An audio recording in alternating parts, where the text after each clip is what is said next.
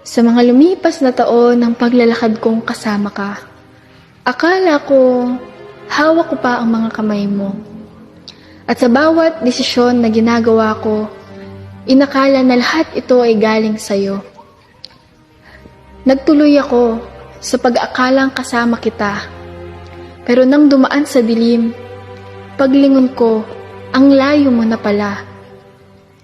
Sinubukan kong balikan ka, pero ang daan hindi ko natanda.